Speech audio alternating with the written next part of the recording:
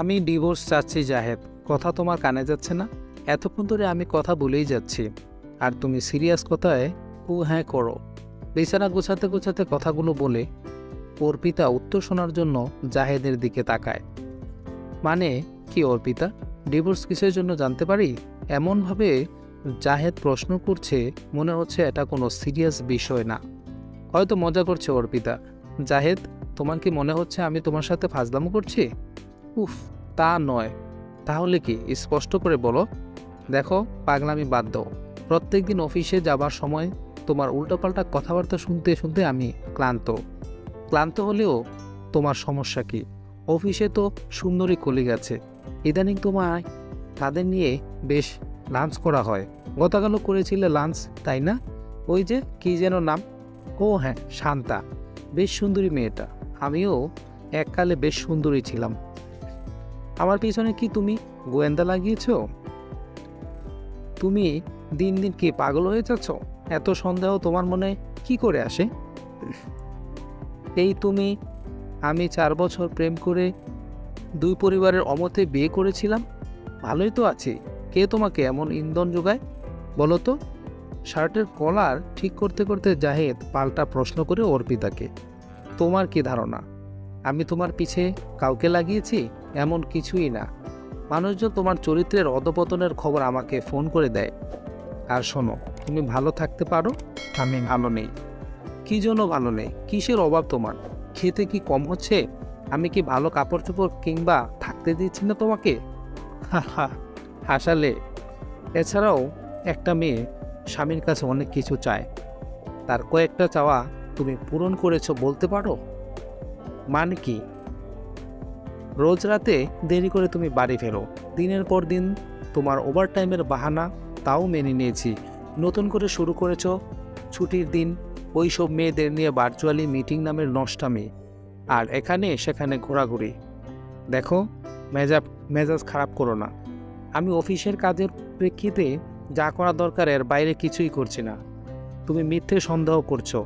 এই অবিশ্বাস একদিন তোমাকে শেষ করে দেবে, জেনে রেখো অর্পিতা। আমি তো কবেই শেষ হয়ে গেছি জাহেদ। তোমার দৃষ্টি আর আমার দিকে নেই। সেই জায়গা দখল করে রেখেছে শান্তা নামের মেয়েটা। রাতে দেরিতে বাসায় ফিরে তোমার ক্লান্ত দেহে ঘুম। একটু যে মনের কথা বলবো সেজো আমার নেই। কতদিন হয় আমাদের শারীরিক মিলন হয় না? মনে আছে তোমার তোমার এসব কথা? দেখো, তুমি প্রেগনেন্সির একেবারে শেষের দিকে। তোমার শারীরিক কিছু সমস্যার কারণে এটা অনেকটা রিস্ক, তাই বাধ্য হয়ে বিরত থেকেছি আমাদের সন্তানের কথা ভেবে। সেটা না হয় মেনে নিলাম। অল্প অল্প অভিমান জমতে জমতে অভিযোগের পাহাড় হয়ে গেছে। আমি আর মানিয়ে নিতে পারছি না জাহেদ। আমি এমন বিপর্যস্ত জীবন চাইনি। আচ্ছা, আমাদের মেয়েটার দিকে তোমার খেয়াল আছে? কেন? ওর কি হয়েছে? ও ঠিকমতো বাবাকে কয় মিনিট দেখেছে? তুমি যখন বাসায় ফিরো ও দিব্যি ঘুমের রাজ্যে। সকালে ওর ঘুম ভাঙার আগেই তুমি অফিসে চলে যাও। ঠিকমতো চেনেই না তোমাকে। কয়দিন ওকে নিয়ে, আমাকে নিয়ে ঘুরতে গেছো? অর্পিতা, তুমি কি যে পাগলামি শুরু করলে! এখন কি এসব অভিযোগের সময়? কেরিয়ার এগিয়ে নিতে যাওয়ার সময়। কোথায় আমাকে সাপোর্ট করবা, উল্টা অভিযোগের পর অভিযোগ। আমি তোমার নষ্টামিকে সাপোর্ট করতে পারি না জাহেদ। আমার এত কেরিয়ার ভালো লাগে না। ঠিকমতো ভালোবাসা না পেলে এই কেরিয়ার দিয়ে কী হবে? আচ্ছা বাদ দাও, আমার মতো পাগলকে বিদায় দাও। তোমার সাথে আমি থাকতে পারবো না। মেয়েকে নিয়ে চলে যাব আমি। কোথায় যাবে তুমি? বাবা মায়ের সাথে সব শেষ করে এখানে এসেছো, হিন্দু হয়ে বিয়ে করেছো মুসলিম ছেলেকে। এরপর কী করে ভাবো তোমার বাবা মা আবার তোমাকে জায়গা দেবে? ও এই কথা! বাবার বাড়ি ছাড়া মেয়েদের আর জায়গা নেই যাবার, এই সুযোগটাই নিচ্ছ? ভাবছো আমার যাবার জায়গা নেই? আমি সব ঠিক করে ডিভোর্স চাইছি। আমি নেক্সট মাস থেকে জবে যাচ্ছি। অলরেডি কথাবার্তা ফাইনাল। কি বলছো তুমি? এই অবস্থায় প্লিজ পাগলামি করো না। প্লিজ, সব ঠিক হয়ে যাবে। কয়েকটা দিন সময় দাও। এখন আমি যাচ্ছি। শোনো, আমি ডিভোর্স চাইছি, কথাটা ভালো করে মনে রেখো। ধুর, তোমার সাথে কথা বলাই বেকার। আমি যাচ্ছি। অর্পিতা আর কিছু বলার সুযোগ পায় না। দ্রুতবেগে ঘর থেকে বের হয়ে যায় জাহেদ। অর্পিতার মেজাজ বিগড়ে যায়। অদ্ভুত একটা মানুষের সাথে বাস করছে সে। প্রেম করবার সময় জাহিদ এমন ছিল না। বিয়ের প্রথম বছর ভালোই ছিল। নতুন অফিসে জয়েন করার পর সব কিছু দ্রুত পাল্টে গেছে। চাইলেও জাহিদের সময় আজকাল পাওয়া যায় না। তার পুরো জীবনটাই এখন অফিস কেন্দ্রিক। বাসায় না আসলে সে বুঝতেই পারবে না। তার একজন বৃদ্ধ বাবা আছেন, আছেন একটা ফুটফুটে মেয়ে আর চাঁদের মতো বউ। কয়েকদিন পর সে দ্বিতীয় সন্তানের বাবাও হতে যাচ্ছে। অথচ দিন দিন সে দ্রুত বদলাচ্ছে। এই বদলে যাওয়াটা সে মেনে নিতে পারছে না। ইদানিং তার অফিসের একজন কলিগ তাকে জানাচ্ছে যে সে নিয়মিত বাইরে লাঞ্চ করতে যাচ্ছে গত 1 মাস থেকে ওই মেয়ের সাথে। এটা তাকে খুব পীড়া দিচ্ছে। যে মানুষটা তার মোবাইল লক করতো না, সেটাও ইদানিংকালে লক দেখতে পাচ্ছে সে। পাসওয়ার্ড দিয়ে রাখা। এসবের মানে সে লুকাচ্ছে অনেক কিছু। টেবিলের উপর রাখা নাস্তাটা আর খায়নি জাহেদ। রাগে গজগজ করতে করতে চলে গিয়েছিল। অর্পিতার আর খেতে ইচ্ছে করেনি। বৃদ্ধ শ্বশুরের খাবারটা রুমে রেখে নিজের রুমে এসে শুয়ে পড়েছে অর্পিতা। গতকাল রাতে ঘুমাতে পারেনি সে। ভাবতে পারেনি জাহেদ বদলে যাবে এভাবে। জাহেদকে সে এতদিন ধরে চেনে, এমন হবার কথা নয়। তার কি কোথাও ভুল হচ্ছে না? জানে না অর্পিতা। অথচ জাহেদের অফিসের কেউ একজন তাকে এসব কথা রোজ জানায়। লোকটার উদ্দেশ্য বুঝতে পারছে না। প্রশ্ন করলে লাইন কেটে দেয়। ভাবনার সমাপ্তি ঘটায় ক্লান্ত চোখের ঘুমে। কখন ঘুমিয়ে পড়েছিল অর্পিতা টের পায়নি। কিছুর শব্দে ঘুম ভেঙে গেল একটু পর। দেয়াল ঘড়িটা জানান দিচ্ছে অল্প কিছুক্ষণ চোখ লেগেছিল। বুঝতে চেষ্টা করেছিল কোনোদিন থেকে আওয়াজ আসছে। অনিচ্ছা সত্ত্বেও উঠে মেয়ের রুমে গিয়ে দেখল এখনও ঘুমিয়ে আছে। আবার শব্দটা স্পষ্ট কানে এলো। হ্যাঁ, বাবার ঘরের দিক থেকে আওয়াজ আসছে। বাবার রুমে গিয়ে দেখে অর্পিতা পুরো ঘরে বাবা নেই। বাথরুমের দরজা খোলাই ছিল। ভেতর থেকে আওয়াজ আসছে। বাবা বাথরুমে মনে হয় পড়ে গেছেন। ভেতরের দৃশ্য দেখে হতবাক হয়ে যায় সে।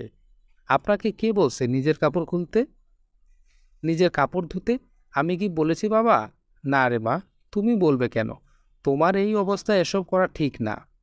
আর এখন যে পড়ে পা ভেঙে দিয়েছেন, তাতে লাভটা কি হলো শুনি? কোনো রকমে শ্বশুরকে তুলে বিছানায় এনে বসালো। আপনি বসুন, আমি মলম নিয়ে আসছি। আপনার এই বয়সে এসব পাগলামি মানায় না বাবা। এমনিতে আমি নানা যন্ত্রণায় বাঁচি না। মারে, তুই বিরক্ত হইস না। আমার তেমন কিছুই হয়নি। হয়েছে হয়েছে, এখন চুপ থাকেন, আমি আসছি মলম নিয়ে। রাগে গজগজ করতে করতে নিজের রুমের দিকে চলে যায় অর্পিতা। অনবরত কথা বলতেই থাকে, আমার হয়েছে যত জ্বালা। ছেলেরে সামলাও, বুড়া বাপেরে সামলাও। শাশুড়ি মা মইরা গিয়ে বাইচা গেছেন। যে মানুষটা অমানুষের মতো বউটাকে সারাদিন ফরমায়েশের উপর রেখেছেন, একটা মুহূর্ত চোখের আড়াল না করে এটা সেটা বলে দিনরাত বিরক্ত করেছেন, আর সেই বউ মারা যাওয়ার পর পাগলামি ভর করেছে। সব কাজ নিজে করবেন। নিজে এক গ্লাস পানি ঢেলে খেতেন না, আর সে কিনা আজ কাপড় কাচতে গেছে। কি অদ্ভুত ব্যাপার! এই বাড়িতে আসার পর তার অচেনা রয়ে গেছে বাপ বেটার এইসব নানান কাজ কারবার। একমাত্র শাশুড়ি মা ছিলেন তার মতো। এমনিতে জাহেদের কর্মকাণ্ডে মেজাজ বিগড়ে আছে, তার উপর বাবার এমন কাণ্ড তার ভালো লাগছে না। রোজ রাতে সে অপেক্ষা করে জাহেদ আসলে বুকের মাঝে মাথা রেখে কয়েকটা সুখ দুঃখের কথা বলবে, কিন্তু আদতে সেটা হয় না। কোনোদিন সে বাইরে খেয়ে আসবে, কোনোদিন খেয়েই বিছানায় আসতেই তার ঘুমের ব্যাগ পেয়ে আসে। দিনরাত জমিয়ে থাকা অনেক গল্প আর জাহেদকে বলা হয় না। অথচ বাস্তবে অর্পিতা একজন রোমান্টিক মেয়ে। সে চেয়েছিল কেউ একজন তাকে ভালোবাসুক পাগলের মতো, ভালোবাসার অত্যাচারে জর্জরিত করুক তাকে। অথচ বাস্তবে এমন একজনের সাথে ঘর ছেড়েছে যে কিনা কাজ আর অফিস ছাড়া কিছুই বুঝে না। মাঝে মাঝে এই অফিসটাকে তার সতীন মনে হয়। এদিকে শান্তা নামে একজন মেয়ে গলার কাটা হয়ে এসেছে। অভিমান জমতে জমতে কখন যে অভিযোগের পাহাড়ে ডিঙ্গিয়েছে আকাশ অবধি, সেই থেকেই ডিভোর্সের মতো একটা কঠিন সিদ্ধান্ত অর্পিতা নিয়ে ফেলেছে। মাঝখানে শুধু প্রেগনেন্ট হওয়াটা বিপদে ফেলেছে। মলমটা অবশেষে এত ভাবনার পর খুঁজে পেয়েছে অর্পিতা। দ্রুত বাবার ঘরে গিয়ে দেখে বাবা উঠে দাঁড়িয়ে আছেন। দেয়ালে টাঙানো শাশুড়ির ছবির দিকে তাকিয়ে অশ্রু সজল। এই মানুষটাকে তার কাছে অদ্ভুত লাগে। কখনো অনেক শক্ত মনের, আবার কখনো আবেগে আপ্লুত হয়ে শিশুদের মতো হাউমাউ করে কাঁদেন। মা মারা যাবার পর বাবা এই বদলে যাওয়া তাকে বেশ অবাক করে। বাবা, আপনি আবার? না মা, ব্যথা তেমন নেই, দেখো তোমার পাগলামি দেখে। উনি মুচকি হাসছেন বলেই হু হু করে হেসে উঠলেন রহমান সাহেব। আপনি শুয়ে থাকুন চুপ করে, আমি মলম লাগিয়ে দিচ্ছি। অর্পিতার চোখের দিকে তাকিয়ে চুপচাপ বিছানায় আবার শুয়ে পড়লেন রহমান সাহেব। বৌমাকে কেন জানি মাঝে মাঝে বড্ড ভয় পান তিনি। হতে পারে অতিরিক্ত ভালোবাসার কারণে। নিজের মেয়ের মতো অত্যধিক স্নেহ করেন। ছেলে একদিন হুট করে অন্য ধর্মের একটা মেয়েকে বিয়ে করে ঘরে আনে। প্রথমে ছেলেকে গালমন্দ করলেও অর্পিতাকে দেখার পর মেনে নিয়েছিলেন তারা। রহমান সাহেবের 2 বছরের এক মেয়ে পানিতে পড়ে মারা গিয়েছিল অনেক আগে। সে দেখতে নাকি অনেকটা অর্পিতার মতো, তাই অর্পিতাকে দেখার পর সব মেনে নিয়েছেন তারা। অল্প কিছুদিনে শ্বশুর শাশুড়ির মন জয় করে নিয়েছিল অর্পিতা। ইতোমধ্যে অর্পিতা বাবার পায়ে মলম দিয়ে উঠে বলল, বাবা, একদম চুপ করে শুয়ে থাকবেন কেমন? যদি নড়েছেন তাহলে আর বললাম না, খবর আছে। এসেই উঠলেন রহমান সাহেব। তুমি তোমার শাশুড়ি মায়ের মতো পাগল।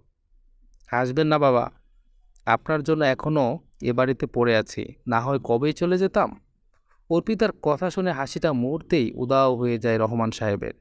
দেখো মা, তোমার শাশুড়ি মারা যাবার পর থেকে আমার আগের জীবনের বদলে যাওয়া অনেক অভ্যাস দেখে তোমার ধারণা হচ্ছে সারা জীবন বউয়ের কাঁধে ভর করে চলা মানুষটি হুট করে নিজের অনেক কাজ নিজেই করছে কেন?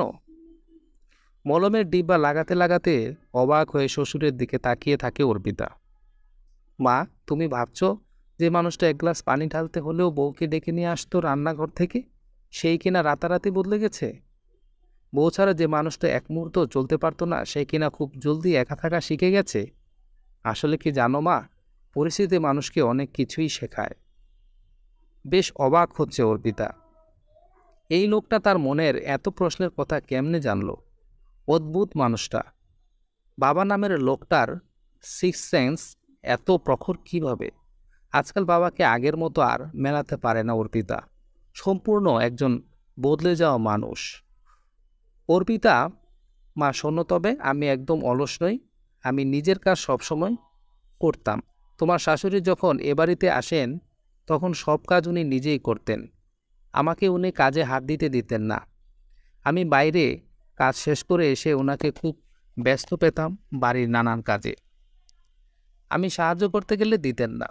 এমনকি আমার আম্মা এই সাহায্য করাটা ভালো চোখে দেখতেন না। তাই তোমার শাশুড়ি মাকে আমি নানা টালবাহানা ফরমায়েশের কাছাকাছি রাখার চেষ্টা করতাম। গায়ে তেল দেওয়া, মাথা টিপে দেওয়া, গ্লাসে পানি ঢেলে দেওয়া, এসব কাজে ব্যস্ত রাখার মানে হলো ওনাকে একটু বিশ্রাম দেওয়া আর আমার চোখে চোখে রাখা। আমি ওনাকে সবসময় দেখতে চাইতাম রে মা। অর্পিতা শ্বশুরের কথা শুনে আর অবাক হয়ে তাকিয়ে আছে। মানুষটার ভেতরে এই রূপ সে কোনোদিনই জানতে পারল না। জানিস রে মা, তোর শাশুড়িকে খুব বিরক্ত করতাম আমি, কিন্তু সেটা ভালোবাসার বিরক্ত ছিল। একবার কি হয়েছিল জানিস? রাত থেকে ওনার শরীরে জ্বর, সারা রাত জ্বরে হা হুতাশ করছেন। সকাল হতেই দেখি রান্নাঘরে দৌড়। যে মানুষটা এত কাজ করত কিন্তু ক্লান্তি আসতো না, আমার বাবা তো বৌমা বলতে অস্থির ছিলেন, কিন্তু জ্বর শরীরে নিয়েও রান্নাঘরে চলে যাওয়ায় আমার খুব কষ্ট লাগছিল। তারপর আমি এক উপায় বের করে সারাদিন ওকে ঘরে আটকে রেখেছিলাম। জ্বর আর শরীর ব্যথার বাহানা করে আমি সেই দিন বিছানায় শুয়ে পড়েছিলাম। আম্মা আমার জ্বর শুনে ওকে রান্নাঘর থেকে রুমে পাঠিয়ে দিয়েছিলেন। সব কিছু করেছিলাম ভালোবাসা থেকে। অর্পিতার চোখে এতক্ষণে জল নেমে এসেছে। আজ বাবাকে অন্য একটা মানুষ লাগছে তার কাছে। জানিস মা, অনেক রাত গল্পগুজব তো দূরের কথা, আমাদের সাধারণ কথা বলার উপায় হতো না। ও সারাদিন এত ক্লান্ত থাকতো, রুমে এসে বালিশে হেলান দিলে তার চোখে ঘুমের রাজ্য চলে আসতো। আমার অভিমান কি কম হতো? কিন্তু দিন শেষে বুঝতাম ওর সরল মন আসলে এত কিছু বুঝতো না, কেবল সংসারের ভালোটা বুঝতো। এতক্ষণ বলে থামলেন রহমান সাহেব। অর্পিতা উঠে যাবার চেষ্টা করতেই রহমান সাহেব বললেন, শোন মা, সংসার বড্ড কঠিন না, হয় খুব সহজ জায়গা, মাঝামাঝি এখানে কিচ্ছু নেই। এই যে আমাকে আজকে অন্য রূপে দেখছিস, আগে কি তা জানতি তুই? নিশ্চয়ই না। আসলে আমরা যা দেখি তা সত্য নাও হতে পারে। আমাকে আগে কঠিন মানুষ জানতে, এখন নিশ্চয়ই মনে হচ্ছে সহজ সরল। ব্যাপারটা এমনই, সব সময় চোখের দেখাটা ঠিক নাও হতে পারে। তার জন্য চাই অপেক্ষা, বিশ্বাস আর ভালোবাসা। অর্পিতা নিঃশব্দে শুনেই যাচ্ছে। জানিস, তোর শাশুড়ি মা আমার কর্মকাণ্ডে খুব রাগ করত। শেষকালে তাকে জ্বালানোর কারণ বলে দিলাম। কাজের উছিলায় ওকে একটা বিশ্রাম আর ভালোবাসা দেওয়ার জন্য এত বিরক্ত করতাম। পাগলিটাকে শেষবেলা বলেছি, পরে যদি আল্লাহর কাছে আমার নামে অভিযোগের ফিরিস্তি দেয়। বড্ড ভালোবাসতাম মা ওকে। আমার আগে চলে গেল পাশানিটা, বলেই ডুকরে কেঁদে উঠলেন রহমান সাহেব। অর্পিতার মনে হলো বাবার জন্য এই কান্নাটা দরকার আছে, কাঁদলে নাকি খুব বুক হালকা হয়ে যায়। বাবা নিশ্চয়ই বুকের মাঝে অনেক কষ্ট জমিয়ে রেখেছেন, তাই হয়তো কেঁদে কেঁদে বুকটা হালকা করছেন। তারও কান্না করা দরকার, খুব দরকার। মা, আমি জানি না তোদের অনেক বিষয় নিয়ে কথা বলা উচিত কিনা, তবে বাবা হিসেবে যেহেতু এই বাসায় আছি, তাই কিছু কথা কানে এসে যায়। কিছু না বলে থাকতে পারি না। তুই রাগ করিস না মা। না না বাবা, রাগ কেন করব? কি বলছেন এসব? মা, মনে রাখবি, আমরা যখন চোখে যা দেখি জানি তা অনেক সময় সত্য নাও হতে পারে। এমনও হয়, আমি আমার জীবনের বাস্তবতায় দেখেছি, যার উপর এত এত অভিমান পুষে রেখেছি, সেই মানুষটা হয়তো আমার জন্য দিনরাত খেটে যাচ্ছে। তার চিন্তাভাবনা সব কিছু হয়তো আমাকে ঘিরেই, এই সংসারকে ঘিরেই। জানিস, আমি অসুস্থ হলে তোর শাশুড়িমা পাগল হয়ে যেত। অনেক সময় আমার কাজ থাকতো বলে তার অসুস্থতায় আমি সেবা যত্ন করতে পারতাম না, কিন্তু তাই বলে সে রাগ করতো না। আমার পরিস্থিতি, সংসারের জন্য খেটে যাওয়া, এসব সে সব কিছুই খুব ভালো করে বুঝতো। স্বামী স্ত্রীর মধ্যে বোঝাপড়াটা খুব গুরুত্বপূর্ণ রে মা। দুজনের মধ্যে যত বোঝাপড়া থাকবে তত মেনে নেওয়া সহজ হবে। একটা মানুষের মধ্যে ডেডিকেশন 100 ভাগ পাবি না তুই। যতটুকু পাবি তা নিয়েই এগিয়ে যেতে হবে। বলতে বলতে নিজের মতো গড়ে তুলতে হবে। পারস্পরিক সমঝোতা, ভালোবাসা সব মিলিয়ে একটা সুখের সংসার হয়। এটা ঠিক যে যখন আর কোনো কিছুতেই কিছু হচ্ছে না, তখন ছেড়ে যাওয়ার কথা আসে, কিন্তু এত সহজে হার মানা উচিত নয়। জিনিসটা তোর, তোকে অধিকার আদায় করতেই হবে। সৎ চিন্তা থাকলে তুই সফল হবি মা।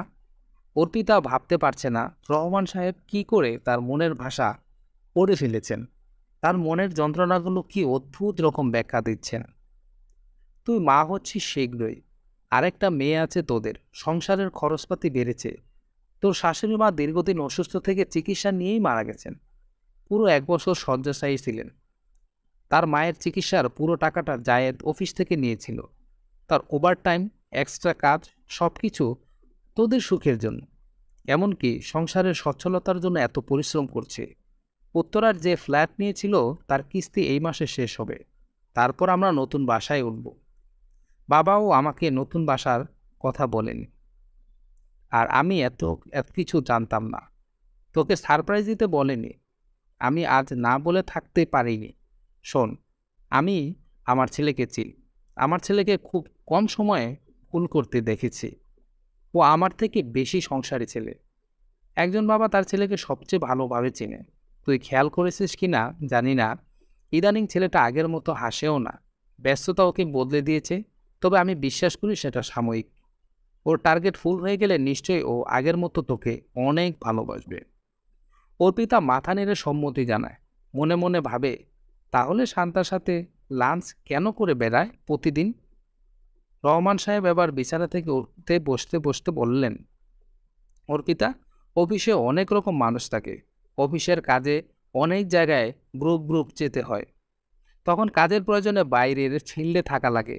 একসাথে অনেক সময় খেতেও লাগে। তবে এটা ঠিক যে স্বামী স্ত্রীর মধ্যে যত খোলাসা থাকবে তত মঙ্গল। জাহেদের উচিত ছিল তোকে সবকিছু খুলে বলা, তোর ভুল বোঝার জায়গাগুলো নিয়ে তাকে ভাবা এবং তা ব্যাখ্যা করা, অথচ এই জায়গায় সে ভুল করেছে। আমার মনে হয় মাঝে মাঝে সিরিয়াস জায়গায়ও মানুষের ভুল হয়ে যায়। বলেই অর্পিতার মাথায় হাত রাখলেন রহমান সাহেব। অদ্ভুত তো, কি করে মানুষটা তার ভেতরের কথাগুলো পড়তে পারে? কি অদ্ভুত রকম সমাধান দিয়ে যাচ্ছেন বাবা। ততক্ষণে আস্তে আস্তে তার মন থেকে মেঘ সরতে শুরু করেছে। আচ্ছা বাবা, আমি আসি। শিউলি মনে হয় উঠেছে। আচ্ছা যাও, আমার নাতিটাকে পাঠিয়ে দিও, পরে নাস্তা খাইয়ে। দাদা নাতনি বসে কতক্ষণ গল্প করে নেব। আচ্ছা বাবা। অর্পিতা বাবার রুম ত্যাগ করে সোজা শিউলির রুমে ঢুকে গেল। মেয়েকে জড়িয়ে ধরে চুমু খায়। ততক্ষণে খেয়াল করেছে বাবার কথা শুনতে শুনতে চোখে জলে ভরে একাকার হয়ে গেছে। কি ভুল না বুঝে সে সব শেষ করে দিতে চেয়েছিল। এমন করে সে এতকাল ভাবেনি কখনো। একটু সময় সে দিতে পারত, অথচ কি ভুলটা না করতে যাচ্ছিল। বাবা আজ এতদিন পর তার মন থেকে কালো মেঘ সরিয়ে দিয়েছেন। সত্যিই তো জাহেদ এসব করেছে নিশ্চয়ই সংসারে ভালো থাকার জন্য। কিন্তু কেন এত অবুঝ হলাম? কেন রোজ তাকে এত কষ্ট দিলাম? অথচ মানুষটা সব সহ্য করত। সব কিছু ভুলে তাকে আবার নতুন করে শুরু করতে হবে। স্বামীর কাছে ক্ষমা চাইতে হবে। আজকে বিকেল হওয়ার আগে জাহেদ বাসায় ফিরেছে। শিউলি বাবাকে দেখে ঝাঁপিয়ে কোলে উঠেছে। অর্পিতা বেশ অবাক হয় এত জলদি বাসায় ফেরা দেখে। সম্ভবত আজ অনেক দিন পর জাহেদ সন্ধ্যার বেশ আগেই বাসায় ফিরেছে। বাবা কি ওকে তাহলে কিছু বলেছেন কিংবা বকে দিয়েছেন? হবে হয়তো। মেয়েকে কোলে তাকে নামিয়ে জাহেদ এগিয়ে আসো অর্পিতার দিকে। অর্পিতা কাঁধে হাত রাখতেই সে অপ্রস্তুত হয়। অর্পিতা জলদি রেডি হও, আজ আমরা বাইরে যাব, নতুন বাসা দেখতে যাব। অর্পিতার চোখের কোণে জল চিকচিক করছে। জাহেদ সব কিছুর জন্য আমি সরি, আমাকে ক্ষমা করে দিও। আমি আসলে তোমাকে বুঝতে পারিনি, অনেক কষ্ট দিয়েছি তোমাকে। শোনো, বাবা সকালে আমাকে ফোন দিয়ে জিজ্ঞেস করেছিলেন তুমি কেন তালাক চাচ্ছ। আমি তখন সব বলেছি। আজ সেই শৈশবের মতো বাবা আমাকে শাসন করেছেন। ভুলটা শুধু তোমার না, অনেক ভুল আমারও ছিল। আমি তো তোমার সাথে সব শেয়ার করতে পারতাম, কেন যে তা করিনি। এবার অর্পিতার বুঝতে বাকি নেই যে বাবা সব জেনে শুনে তাকে বুঝিয়েছেন। দুজনকেই আজ তাহলে বয়ান দিয়েছেন। মনে মনে বলে থ্যাংক ইউ বাবা। প্রত্যেক ঘরে তোমার মতো বাবা থাকলে নিশ্চয়ই অশান্তি বলে কিছুই থাকতো না। অর্পিতা শোনো, আমি অনেকবার তোমাকে বলতে চেয়েছিলাম, কিন্তু তোমার উপর জেদ আর রাগ থাকায় কিচ্ছুই বলিনি। শান্তা নামের যেই মেয়ের কথা বলছো, সে আমার কলিগ। আগামী সপ্তাহে তার বিয়ে। আমাদের অফিসের একজনের সাথে তার রিলেশন থেকেই বিয়ে হচ্ছে। আমার সাথে তার সম্পর্ক কেবল কাজের। বিয়েতে আমাদের দাওয়াত দিয়েছে। অফিসের বাইরে গত 1 মাস থেকে আমাদের নিয়মিত কাজ ছিল ফিল্ড ওয়ার্ক, তাই যেতে হয়েছিল। দুপুরের খাবারের বিল অফিস থেকেই দিত। বাধ্য হয়ে বাইরে খেতে হতো। কাজ ছাড়া অন্য কোনো সম্পর্ক নেই তার সাথে। তোমার কোনো একজন ভুল তথ্য দিয়েছে তোমাকে। অফিসে কাজের জায়গায় অনেকের সাথে শত্রুতা, রেষারেষি, জেলাসনেস থাকে। এই জেলাসনেস কেউ একজন এই দুর্বলতার সুযোগ নেয়। সাবধান না থাকলে এরা একটা ভালোবাসার সংসার নষ্ট করে ফেলে। আমি জানি তোমার মনে বিষ ঢুকিয়েছিল সালমান। গত মাসে চুরির দায়ে তাকে জব থেকে অব্যাহতি দিয়েছে অফিস। আর এই চুরিটা আমি ধরে দিয়েছি। দীর্ঘদিন সে অনেক অনিয়ম করেছিল, প্রতিটি অনিয়ম আমি নিজে ধরে দিয়েছি বলে শত্রুতে আমি পরিণত হয়েছি তার। জানি না কি করে তোমার ফোন নাম্বার জোগাড় করে এই কাজটা সে করেছে। আমাকে যাবার সময় হুমকি দিয়ে গিয়েছিল সে ঘরে বাইরে আমাকে শান্তিতে থাকতে দেবে না। এই যে এত এত কাজ করছি তা কেবল সংসারের জন্য। নতুন বাসার কিস্তি এই মাসে শেষ হলো। এত সব করেছি তোমাদের জন্য। আমি তোমাকে ভালোবাসি, অন্য কাউকে না। অবশ্য কিছু অপরাধ আমার আছে, আমি তোমাকে সব বলতে পারতাম, কিন্তু সারপ্রাইজ দেব বলে বলিনি। তন্ময় হয়ে কথা শুনেছে অর্পিতা। প্লিজ আমাকে আর লজ্জা দিও না জাহেদ, আমি সব বুঝতে পারছি। মানুষের জীবনে বিশ্বাসটা আসল। বিশ্বাস না করতে পারলে সংসার করাটা কঠিন। হ্যাঁ, তা জানি। আচ্ছা, জলদি রেডি হও, বাবাকে রেডি হতে বলো। আজ বাইরে বাসা দেখে খেয়ে দিয়ে তারপর ফিরব। অর্পিতা নিজের রুমে রেডি হবার জন্য দ্রুত যায়। জাহেদ দাঁড়িয়ে স্বস্তির নিঃশ্বাস ফেলে। অদূরে দাঁড়িয়ে রহমান সাহেব মুচকি হাসেন। বিশ্বাস না থাকলে একটা সংসার তছনছ হয়ে যায়। একে অপরের সুখে দুঃখে দুজনেই পাশাপাশি থাকবেন জীবনভর। এই বিশ্বাস নিয়েই হয় পথ চলা, এক ছাদের নিচে দিন যাপন করা। পরস্পরকে বোঝার আগ্রহ, সহ্য করার, মানিয়ে নেওয়ার চেষ্টা। নিজের জন্য, সংসারের জন্য, সন্তানের জন্য, সবার জন্যই মঙ্গল। কিছু ভুল রঙের ফুলের জন্য যেন পুরো বাগানটা নষ্ট না হয়। গল্প কিছু ভুল রঙের ফুল, লিখেছেন নিলয় আহমেদ। কিছু ভুল রঙের ফুল, লিখেছেন নিলয় আহমেদ।